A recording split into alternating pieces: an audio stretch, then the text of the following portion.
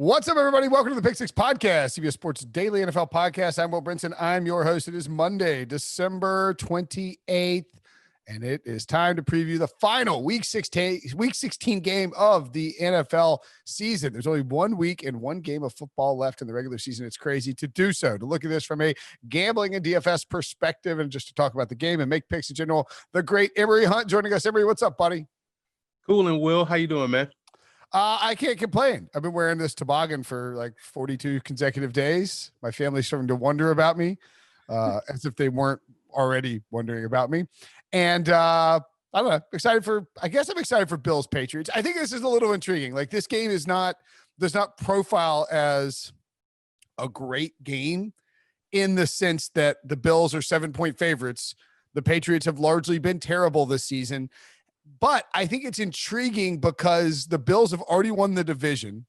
And there's no like playoff spoiler role here for the Pats. I mean, I guess they could make the Bills go down to the 3 seed or there's nothing they can really do. But to me, there does feel like a little bit of like officially slay the dragon type of game here for the Bills, where like you could kind of go into New England, whip Bill Belichick's ass, and really like get some cathartic type of release from doing so and saying, all right, this is our division now, Bill. Do you get that sense, or is this kind of or the Bills focused enough to tune up for the playoffs and not treat this as the big game that we thought it would be before the season? You know, I'm kind of torn between it because you can see both sides of it. You can see the Bills coming in here wanting to embarrass the Patriots because the Pats really could have beat them the first time if Newton didn't fumble the football away. Or you can see this as the Bills come in, tussle a little bit for the first quarter and a half, and then we see Matt Barkley trot out there for the rest of the game. So I can see both sides of it. They're probably going to work on some things. If seeding is that important to them, because right now I think they're slated to play the Ravens, and I don't know if they want that smoke. So if they want to find a better option to play, maybe a better opponent to play, then seeding is important to them. But right now I'm just excited to see how the Bills and Patriots match up in the trenches, because I think that's an area where this game will be won or lost no matter who's starting at quarterback. Yeah, so the seeding is weird because if the Bills win tonight and lose to the Dolphins and then the Steelers beat the Browns in Week 17, the Steelers would be the 2 seed and Buffalo would be the 3 seed. The Browns are a 7-point favorite against the Steelers in Week 17. If the Bills win out, or if the Bills win out, they'll play the Colts. I don't know that you can get. I agree with you. I don't think you want to play the Ravens. The Ravens are coming on strong. I think they're actually a terrible matchup for Buffalo because of their strengths. But I don't think you can treat these final 2 games worrying about your opponent. I think you have to either decide we want the 2 seed or we don't care if we're the 2 seed or the 3 seed, because Kansas City has already clinched the 1. And so the question is, do you go all out in this game? Are you willing to rest players in the second half? I mean, I'm not trying to get into a bigger picture discussion necessarily of what you do with rest and all of that, but it matters for the spread, because if you're backing the Bills -7 and Matt Barkley's playing 30 minutes in the second half in this game because Buffalo's got a 21-point lead, you're probably going to be a little nervous that the Patriots are going to come through the back door, right? Exactly. And that's why I think when you look at the point spread, I will probably lean to taking the Pats and the points because of the uncertainty. Plus, this is a division game. We know they know each other really well, especially Bill Belichick and how he is able to game plan for Buffalo. So this game will be close by nature if they were playing at full strength. And so when you add the element of Matt Barkley perhaps playing a lot in this ball game, it becomes even tighter. So I would probably lean toward taking the Pats and the points regardless in this ball game. Yeah, I mean, I don't think the Patriots are very good. Their defense isn't playing well. Stephon Gilmore is out, which means Stephon Diggs should be able to do whatever the hell he wants. Josh Allen is 12-1. We talked about him on the podcast last night to win the MVP, the 3rd highest favorite. He's not going to win it. Aaron Rodgers probably will, and if he doesn't, Patrick Mahomes will. But Allen's playing really well. One of the things that gives you pause too, I think, against the Patriots is even with Gilmore out and the Patriots lacking a ton of defensive talent, Allen, for his career now against the Patriots in 4 games, completing just over 50% of his passes, 732 yards in 4 games, which is 183 yards per game, just 3 passing touchdowns and 6 interceptions, has also been sacked 9 times. He has not been good against Bill Belichick defenses. And I don't know. Like, I don't know what the Bills want to do here. It's a Monday night game. I don't think you want to go out and I think there is something to be said for, sort of like the Steelers on Sunday. You want to have confidence going into the playoffs. You don't want to go out and just lay, total eggs. So I agree. I think the Bills will win and find a way to win, but I agree with you. I'll take the Patriots and the points. Any thought on the total here? The total can get crazy. It's Monday night and things can get haywire. But I look at this game. I just think, it kind of screams over because I think the Bills defense, the Bills defense is doing a good job as of late. And the Patriots, like you just mentioned, seem to have Josh Allen's number. And unless the Bills can come in here and dominate in the run game, that's an area where they probably should try to work on before they go into the playoffs. But I just see this one being under that number total. Yeah. Kenny White, I think, actually had the over as a best bet on the podcast last week. And I was kind of stunned by it because I look at this and I think this should be 43, like 42.5, and it's 46.5. Maybe the Bills defense doesn't come to play in this game and we see a ton of points. I don't know.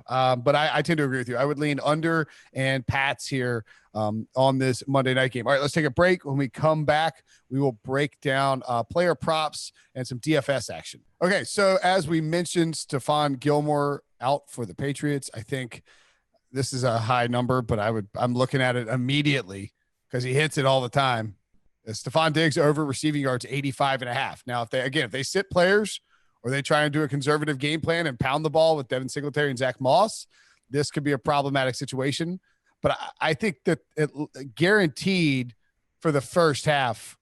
I think Josh Allen will play a minimum of 3 quarters in this game. I don't think they pull him out at halftime unless it's just like 42-7 or something like that. And I don't think they'll get there. So I like Stephon Diggs over receiving yards 85.5 in this spot. Any thoughts on that? That's 6 receptions for him, in my opinion. That should be attainable as long as Josh Allen is under center. And one of those catches will be a chunk play, about 25, 30 yards. So that cuts that number in half.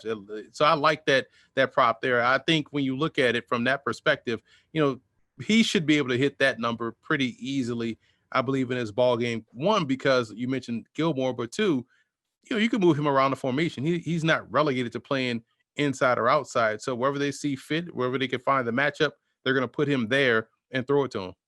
Stephon Diggs, since week, you don't have to go back. You can go back as far as you want, really. But since week 9, he is averaging 11.3 targets per game and 9.5 catches per game.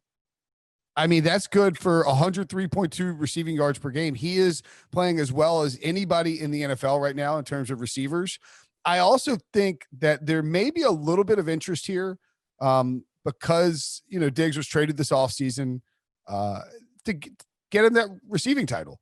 Like, I think that they may want to push and try and get him, give Stephon Diggs a case to be the top wide receiver in the NFL. I think most of us would take Devontae Adams and maybe a couple other guys, but Stephon Diggs is, pushing for that elite category. And I think Buffalo will be interested in getting him there. So I like the over there. I probably like the over on his catches as well. I actually didn't even look at that because I'm a moron. Stephon Diggs receptions over 6.5 is -135.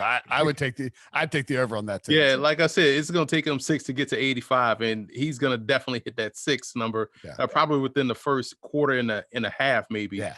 So he's going to hit over that reception total. All right, so we're hammering the over in those spots. Anything else you like from a player prop perspective? I got a couple. Yeah, you look at Josh Allen. I think I'm looking at it here is +160 that he scores and the Bills win. That's easy money. I also think here, this is an interesting one at +155, Josh Allen throwing under 1.5 touchdown passes. I think he gets in the end zone with his legs more so than his arm in this one. So we'll see a rushing touchdown and a passing touchdown, but not 2 passing touchdowns in my opinion. And Singletary over 53.5 total yards at -120. Those are some of the Bills props I like. I think we'll see a lot more Singletary and Moss in this game, that scenario, I believe they'll try to work on and get that stuff rolling as they trek toward the playoffs. But I don't. I look at Allen being able to score a touchdown and they win, and with good value there, and Allen throwing under 1.5 touchdowns, because I think he's going to get in the end zone with his legs. Yeah, and these odds are obviously all from our friends at William Hill. I agree with you. I like the Josh Allen anytime touchdown score and Bills win. I don't mind anytime touchdown score Cam Newton -110. I mean, they just give him the ball when they are near the end zone, and I think they'll get down there enough, and Cam will get close enough to scoring that you will see them utilize him in the red zone. I don't hate Dawson Knox at 16-1 for first touchdown score. I think that's pretty good value because of his role in the red zone and how Josh Allen likes to use him. And then I've also got written down Zack Moss under receiving yards, 7.5. So that's not a big number, but he has 4 catches since week 10. And those 4 catches went for 11 yards total. So he can catch a ball and you still won't lose it. If he catches 1 and he goes for 8 yards, you're obviously banged in that spot. But I don't hate the idea of going under on Zack Moss, 7.5 receiving yards. I don't think that number will go down a ton because it's so low. And then Cam Newton under rush yards, 39.5. They really just don't use Cam in the open. Like they don't use Cam as a rusher between the 20s. They use him as a rusher in the red zone, and that's kind of it. So I would look at Cam Newton under rush yards. I think he'll probably be in the 30-ish range, run a bunch in the red zone, but won't end up scrambling, and they'll feed the running backs. They'll use Jacoby Myers. I could see that happening with Newton. What's funny about that? Because I have one here for the Patriots, and it's +105 Cam Newton over 8.5 rush attempts. I like that. I like rush attempts. I think, I'll smash that one over. Yeah. Because like you said, you're going to have your standard quarterback. Let's say you have 4 runs inside the red zone. Then you have 4.5, 4 or 5, let's say for this prop purpose, 5 scrambles. So I think that's an easier number. I think he has had over 9, all throughout the season. So 9 is the floor. And if that's the floor, then he definitely hits this over on the rush attempts. I actually like that better than the over rush attempt because I think he'll rush the ball plenty. I just don't think he'll rush the ball a lot in the red zone. And you're right. Now, you go back and look at that Houston game. He had 3 rushes, but by and large, he is, he's had 9, 14, 7, and 9 the last 4 weeks. He's gone over that 39. He's gone over 40 rushing yards twice in the last 4 weeks. So maybe I'm with you there, Emory. Maybe stay away from Cam Newton's under on rushing yards and take the over on his rush attempts because if he breaks a long one, you're screwed. But if you're gonna, I think you're gonna get at minimum 5 to 6 rushing attempts in the red zone just because of how Cam Newton operates, how that Patriots team operates. Okay, so looking at DraftKings. There's actually a free Goodbye 2020 free NFL contest with $1,000 to first place. It is unlimited entries. So, you're good luck winning it, but you have a chance to get $1,000. Of course, there's all kinds of contests available for the showdown in this spot. To me, I think you kind of have to go chalky here a little bit like the Saints Vikings game on Christmas night. Kamara was just the obvious pick. Like you just load up on Kamara and it paid off. I think you have to go with Stephon Diggs or Josh Allen in the captain spot. And I assume for your purposes, Allen, by the way, 18.9, Stephon Diggs, 11,000. And if you think Allen's going to use his legs in the red zone, and that's the play. You go Allen at captain. If you throw in the Bills defense, which I think is playing really well lately and having a good, could have a good day against Cam Newton, who is not shy about turning the ball over. They're 5,400. Throw in Tyler Bass. You can get Diggs in there. You can add Cam Newton. And then the value play that I like is Isaiah McKenzie at $800. I mean, this is a guy that, he 3 weeks ago, he scored 11 DraftKings points when he got in the end zone. They use him on end arounds. They use him as a speed burner down the field. And so by getting him for $800, you can really unlock a lot of the rest of the guys. Yeah. With Cam Newton, it's all about, which one will show up. And I think you're right. You kind of lean toward Allen starting because he's a younger version of what Cam Newton used to be, and so Cam Newton, despite being Cam Newton, he's not as explosive or quick as he was, as is Josh Allen is now. So it's funny to watch both out there on the field, because one is doing what the other one used to do, or used to be able to do when he was younger. And so you just don't know which Cam Newton will catch fire. And I just feel like when he's throwing the football, a lot of it seems like it how you have those when you're running sprints and someone has a parachute and then Yeah. Well, I mean, I know what you're talking about. I don't know. Yeah, you got some drag on you. You're not going right. as fast. Right. That's how I feel it looks when Newton is throwing the ball. It looks like it hurts when he's throwing the football, and like it just looks like it's not loose enough to where he can really let it rip.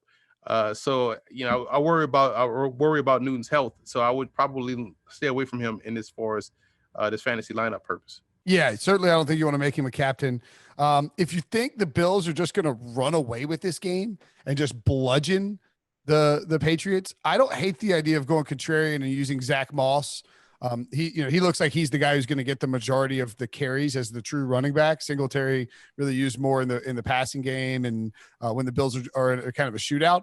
I don't hate the idea of going Zack Moss as a captain, and you'll have a bunch of leverage on the field. You hope he can rip off some long runs. You hope he gets the end zone carries, or the red zone carries, the goal line carries.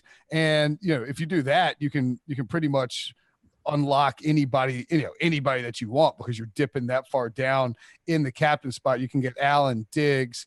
You need to come back with one Patriot. I think you almost have to come back with either Cam Newton or Jacoby Myers.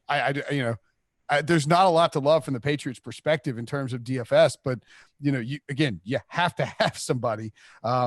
James White would be one I would probably lean toward Patriot wise. Yeah, I mean, I don't hate James White at all. I mean, he's a guy that especially if they're trailing, James White will be out there in that pass catching role. There's no Rex Burkhead; he's on IR. And so yeah, I don't hate James White at all. He's at 6,200. You can certainly get him in there. He always has a nice high floor in terms of DraftKings. So that's the build that you kind of got to. I mean, I think, look, again, I think we mentioned this. I mentioned it was me and RJ maybe talking about when we did the Steelers Bengals game. Everybody's going to build this showdown stuff out with the bunch of Bills and no Pats. So if you want to be contrarian, if you want to try and flip the script, and you think that Bill Belichick has one last hurrah here at home on Monday night, and he's not going to go down just getting bludgeoned by the Bills, you could go Patriots here, or go with the under and play the defenses, play Cam at captain, play the defenses. Everybody's gonna be on Allen and Diggs. So there's an opportunity here, certainly, to be contrarian and give yourself a lot of leverage against the field. I say that now, and I'm sure I'll build 40 Bills lineups later this evening. All right, everybody, great stuff as always, buddy. Thanks for hopping on for the final Monday night game of the year. Make sure to watch Emory on CBS Sports HQ. Check him out on his picks on Sportsline. Talk to you soon, buddy.